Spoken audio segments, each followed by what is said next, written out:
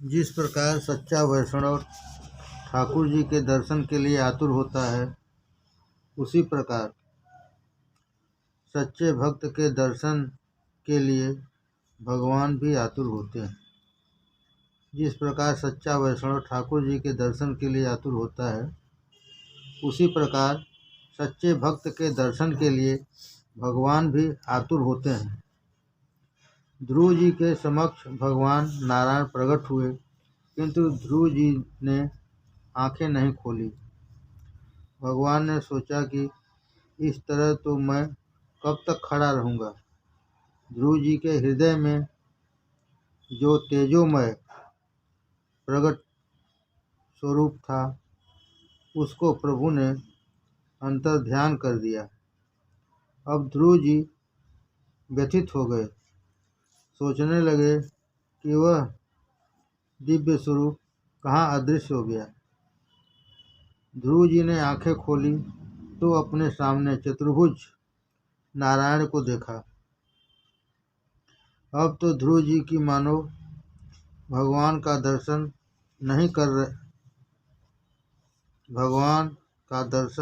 नहीं कर रहे हैं, किंतु उनकी रूप ज्योति को पी रहे हैं। बहुत कुछ बोलने की इच्छा है, किंतु कैसे बोला जाए, क्योंकि अज्ञानी जो ठहरे। अपने शंख द्वारा भगवान ने बालक के गाल पर स्पर्श किया और उसके मन में सरस्वती जागृत की। तो ध्रुव जी ने स्तुति की, योत्सनंत प्रतिस्य मम वाचमिमां प्रसुप्तां संजो वयत् खिलशक्तिधर स्वाधात्मना अन्याश्च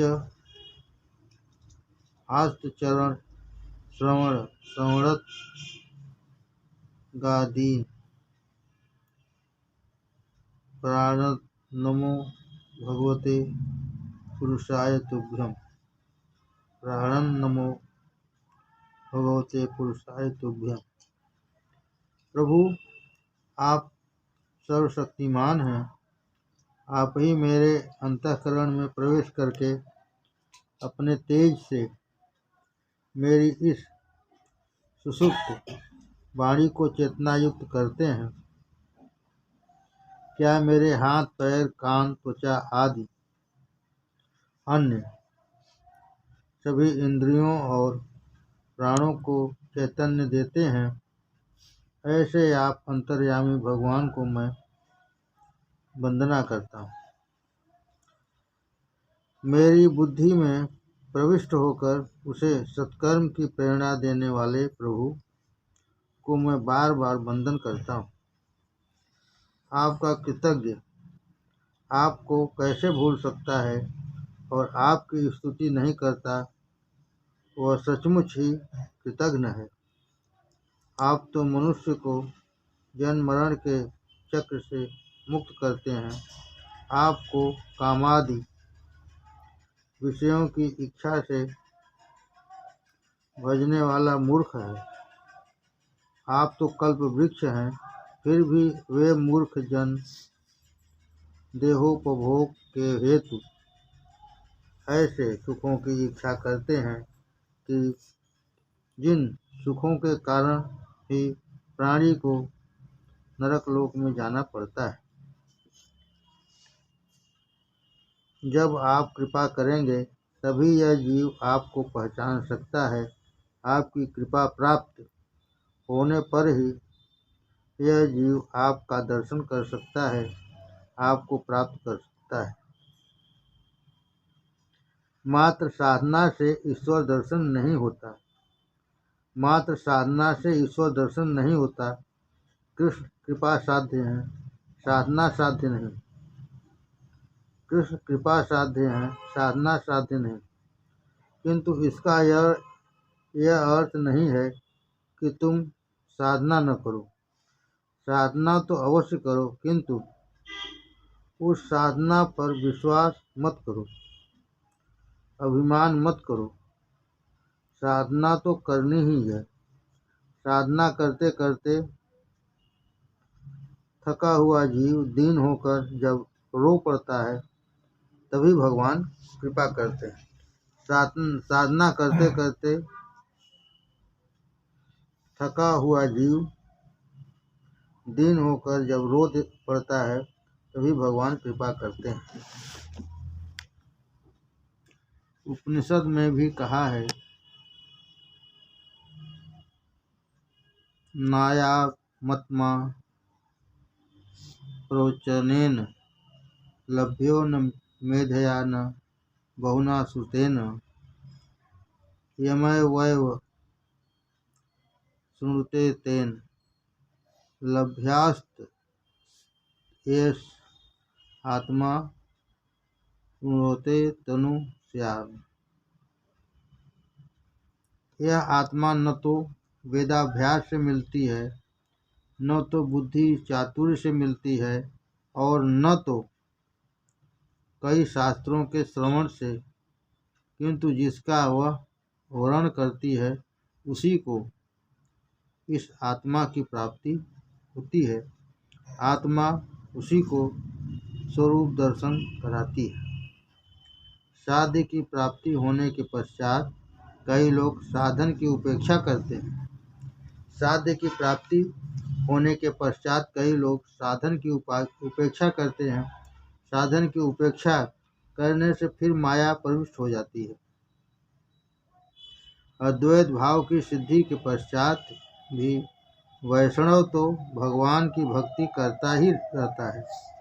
ईश्वर प्राप्ति हो जाने पर भी साधना का त्याग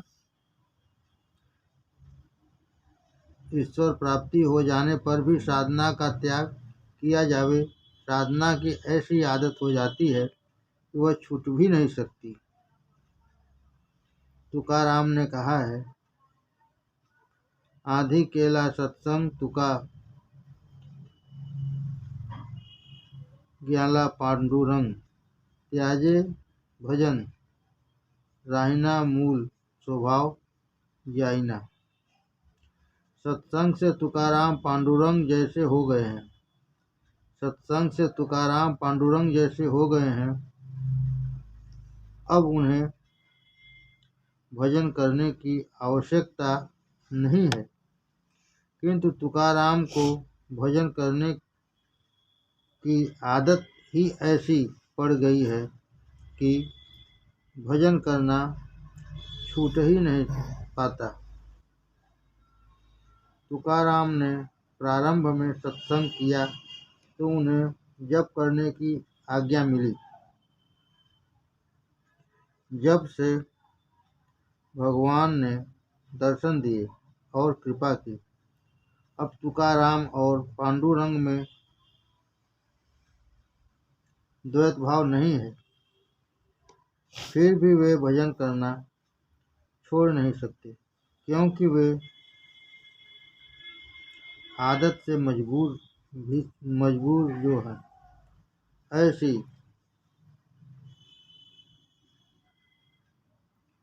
उन्नत स्थिति पर पहुंचकर भी ज्ञानी भक्त का त्याग नहीं करता। ऐसी उन्नत स्थिति पर पहुंचकर भी ज्ञानी भजन का त्याग नहीं करता। ज्ञानी भक्त के लिए भक्ति एक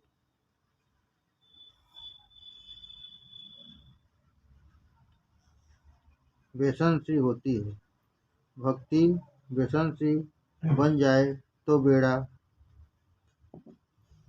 पार लग जाता है। ज्ञानी भक्त के लिए भक्ति एक व्यसन सी होती है। व्यक्ति व्यसन सी बन जाए तो बेड़ा पार लग जाता है। प्रभु आपके दर्शन प्राप्त करने के पश्चात भी सच्चे ज्ञानी भक्तजन आपकी भक्ति छोड़ नहीं सकते। आपके दर्शन प्राप्त करने के पश्चात जो आपका स्मरण नहीं करता वह कृतघ्न है। सुखदेव जी से राधा कृष्ण का स्थान एक क्षण मात्र के लिए भी छोड़ने को कोई कहेगा तो वे ऐसा नहीं कर सकेंगे। अपरोक्ष साक्षात्कार करने के बाद भी भजन छोड़ा नहीं जा सकता। ध्रुव कुमार ने सुंदर स्तुति की, नाथ अब आपके लाडले भक्त आपका दर्शन करते हुए, स्मरण करते हुए आपकी कथा करें, तब वह सुनने का सुयोग मुझे देने की कृपा करें। वह आनंद तो योगियों के ब्रह्मानंद से भी श्रेष्ठ है। ध्रुव कुमार ने विद्वानों की कथा सुनने की इच्छा व्यक्त नहीं की है। ध्रुव कुमार ने विद्वानों की कथा सुनने की इच्छा व्यक्त नहीं की है। उनकी तो इच्छा है कि जिनका हृदय कृष्ण प्रेम के रस में लीन हो गया है वह कथा सुनाएं। ज्ञानी की कथा और भजन हृदय की कथा में अंतर है। ज्ञानी की कथा और भक्त हृदय की कथा में अंतर है। आपकी कथा का आनंद ब्रह्मानंद से भी श्रेष्ठ है।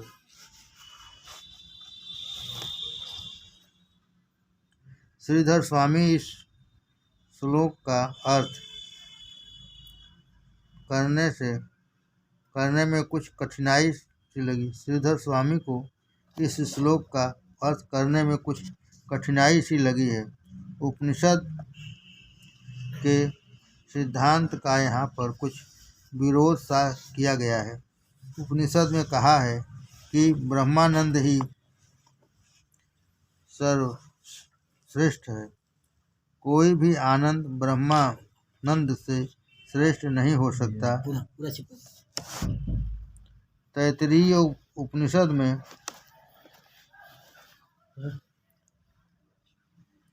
आनंद का वर्णन किया है। मनुष्य के आनंद की उपेक्षा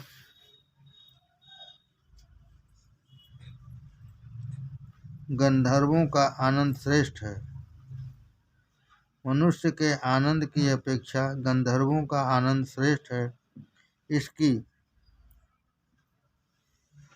इसकी अपेक्षा स्वर्ग में देवों का आनंद श्रेष्ठ है। देवों के आनंद से बढ़कर है इंद्र का आनंद। इंद्र आनंद की अपेक्षा बृहस्पति का आनंद से 100 गुना श्रेष्ठ है। इंद्र आनंद की अपेक्षा बृहस्पति का आनंद 100 गुना श्रेष्ठ है, किंतु ब्रह्मानंद तो सर्वश्रेष्ठ आनंद है। जो निष्काम है, निर्विकार है और जिसके मन का निरोध हो चुका है, उसे जो आनंद मिलता है वही ब्रह्मानंद है। जो निष्काम है, निर्विकार है और जिसके मन का निरोध हो चुका है, उसे जो आनंद मिलता है वही ब्रह्मानंद है। वह सर्वश्रेष्ठ आनंद है। ब्रह्माकार वृत्ति वाले योगियों को जो ब्रह्मानंद प्राप्त होता है वह श्रेष्ठ आनंद है।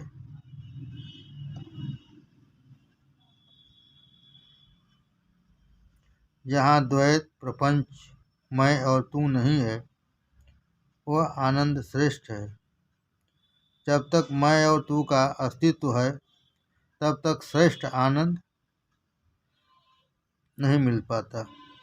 ब्रह्मानंद की प्राप्ति होने पर सांसारिकता का जगत का अस्तित्व नहीं रह पाता।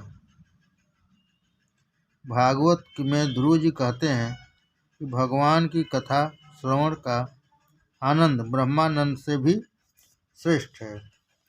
भागवत में ध्रुव जी कहते हैं कि भगवान की कथा श्रवण का आनंद ब्रह्मानंद से भी श्रेष्ठ है। यह विरोधाभास क्यों है? इसमें कौन सी बात सच्ची है? महापुरुषों ने अपनी अपनी दृष्टि से समाधान किया है कि ब्रह्मानंद श्रेष्ठ है, किंतु इसमें एक दोष है। वह आनंद एक भोग्य है, सर्वभोग्य नहीं। वह आनंद एक भोग्य है, सर्वभोग्य नहीं। जिसकी तृप्ति ब्रह्माकार हुई हो उसे ही वह आनंद मिल सकता है। अतः यह आनंद गौण है। कथा कीर्तन का आनंद अनेक भोग्य है। भजनानंद सर्वभोग्य होने के कारण सभी को एक साथ आनंदित करता है। इसी कारण से कथानंद को ब्रह्मानंद की अपेक्षा श्रेष्ठ कहा गया है। वैसे सात्विक दृष्टि से तो ब्रह्मानंद ही सर्वश्रेष्ठ कहा जाएगा। ब्रह्मानंद एक ही व्यक्ति को आनंदित कर सकता है। जो आनंद समाधि में लीन योगी प्राप्त कर सकता है, वह आनंद योगी के सेवक को नहीं मिल पाता। समाधि लीन योगी अकेला ही संसार पार करता है, क्योंकि सत्संगी स्वयं भी पार होता है, अन्यों को भी पार ले जाता है। समाधि लीन योगी अकेला ही संसार पार करता है, जबकि सत्संगी स्वयं भी पार होता है, अन्यों को भी पार ले जाता है। कथा श्रवण सभी को एक साथ आनंद देता है। यह अनेक भोग्य है। अतः कथा श्रवण का आनंद कथानंद भी श्रेष्ठ कहा गया है। कुछ टीकाकारों ने कहा है कि ब्रह्मानंद की अपेक्षा अन्य कोई भी आनंद श्रेष्ठ नहीं है, किंतु सत्संग की महिमा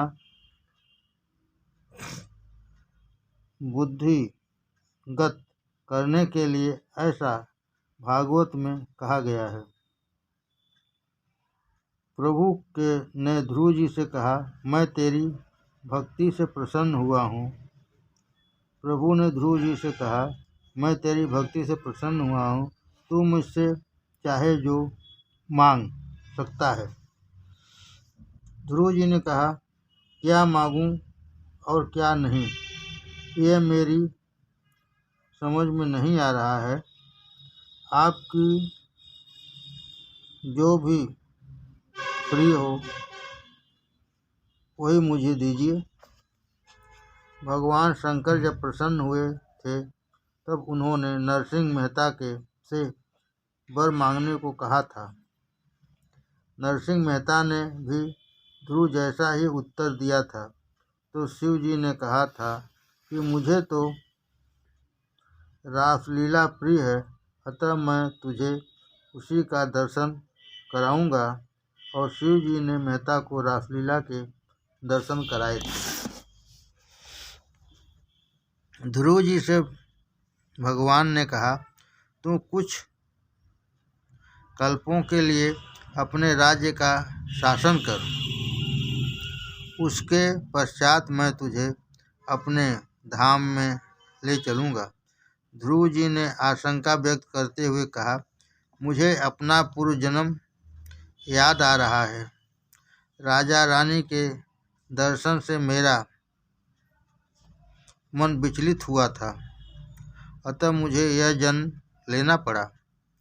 अब जो राजा बना तो फिर रानियों की माया में फंस जाऊंगा और असावधान हो जाऊंगा।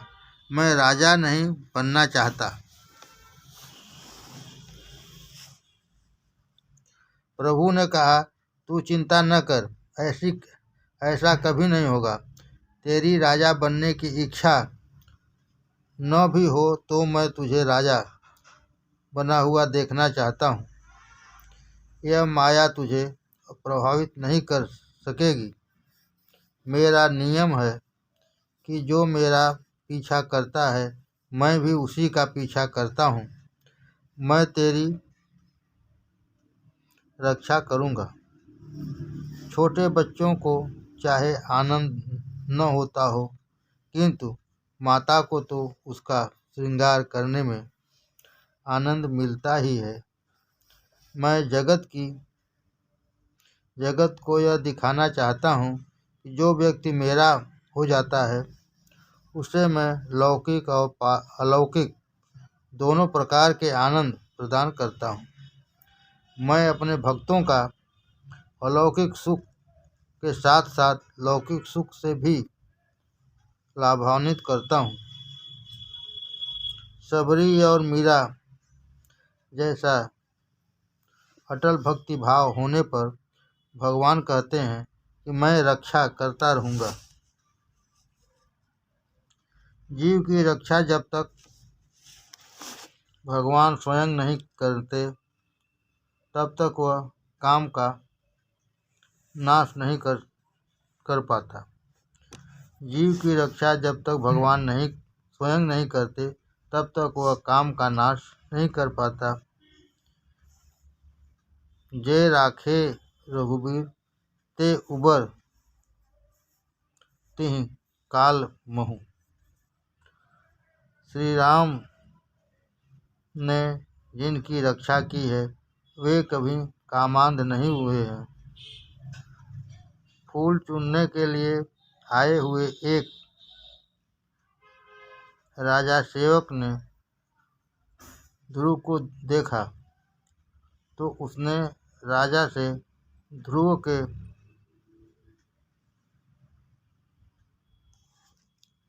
आगमन का समाचार दिया। अनुष्ठान में बैठे हुए उत्तानपाद राजा दौड़ पड़े। जरा देखिए तो सही, 6 मास पूर्व जिस उत्तानपाद राजा ने ध्रुव को अपनी गोद में क्षण मात्र भी बैठने नहीं दिया था, वही राजा अब भगवान के दर्शन करके आए हुए ध्रुव के स्वागत के लिए दौड़ते हुए जा रहे हैं। जो ईश्वर से संबंध जोड़ लेता है, जगत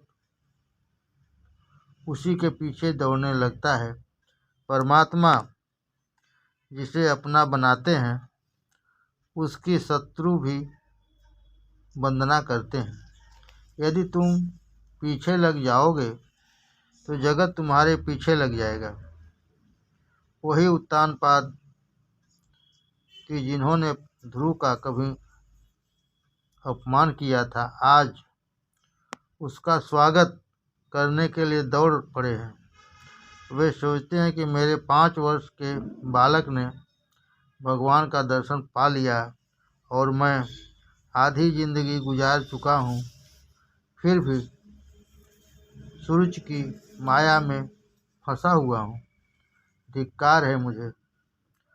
राजा की आंखों से आनंद अश्रु बह रहे हैं। कहाँ है मेरा ध्रुव?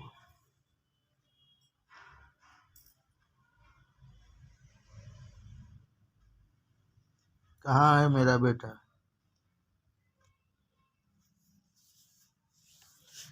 सेवक ने कहा, देखिए महाराज,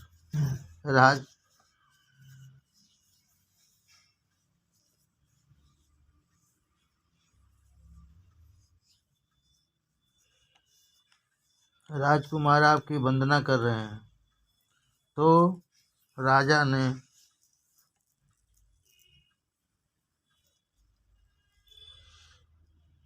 बालक को गले लगाकर कहा कि मैं वंदना के लिए अपात्र हूँ।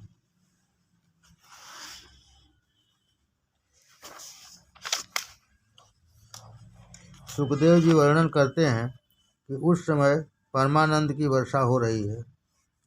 जब ध्रुव माताओं की वंदना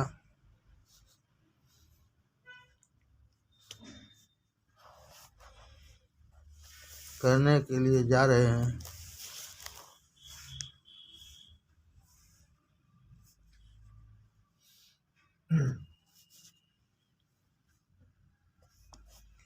वे सोचते हैं कि मेरी माता ने तो कहा था कि उसकी मैं वंदना न करूं तो कोई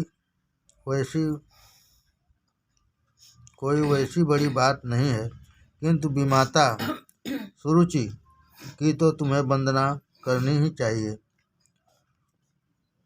अतः ध्रुव ने जब सुरुचि को प्रणाम किया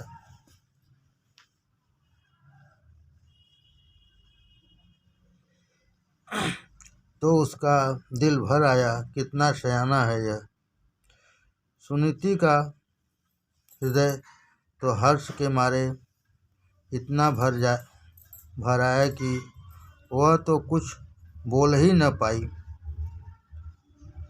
उसे लगा कि आज ही वह पुत्रवती हुई है, क्योंकि उसका पुत्र आज भगवान को प्राप्त करके आया है। रामचरितमानस में भी कहा गया है, पुत्रवती युवती जग सोई, रघुवर भगत जास सुत होई। जो सभी का आशीर्वाद प्राप्त कर सकता है वही सर्वेश्वर को भी प्रिय लगता है। लोगों ने कहा है कि ध्रुव जी ने नारायण के दर्शन किए हैं, अतः हम उसका दर्शन करके कृतार्थ हो जाएंगे। तो ध्रुव जी को नगर यात्रा का आयोजन किया गया।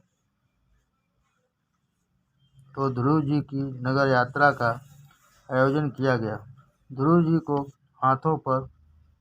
हाथी पर सवार होने के लिए कहा गया, तो उन्होंने कह दिया कि मैं अकेला सवार नहीं हो सकता, मेरे भाई उत्तम को भी पास में बिठलाओ। उत्तम को हाथी पर पहले बिठाकर ध्रुव ऊपर सवार हुए। जो अपने भाई बहनों में, नाते रिश्तेदारों में परमात्मा का दर्शन नहीं कर सकता, उसे मूर्ति आदि में भी भगवान का दर्शन नहीं हो सकता।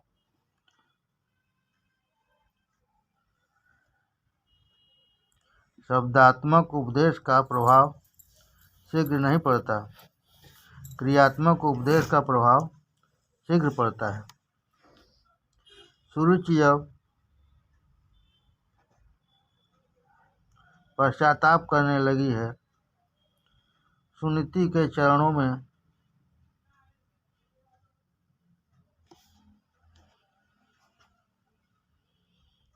मस्तक नवाकर रो रही है। उसके आंसू के साथ साथ उसके मन का मैल भी धुल गया। ध्रुव कुमार का राज्याभिषेक किया गया और भ्रमि के साथ विवाह भी किया गया। एक बार उत्तम शिकार करने के लिए वन में गया। वहाँ यक्ष के साथ युद्ध होने पर उसकी मृत्यु हो गई। ऐसा दुखद समाचार सुनकर ध्रुव वहाँ पहुँचा और भीषण युद्ध करके वह यक्षों का संहार करने लगा। उस समय ध्रुव के पिता महाराज मनु वहाँ पधारे। उन्होंने ध्रुव से कहा, बेटे, वैष्णव वैर नहीं करते। विष्णु भगवान प्रेम के स्वरूप हैं। अपनी छाती पर लात मारने वाले भृगु ऋषि को भी विष्णु भगवान ने प्रेम ही दिया था। शिव जी वैराग के स्वरूप हैं। अति प्रेम अति वैराग दोनों का निर्वाह कठिन है।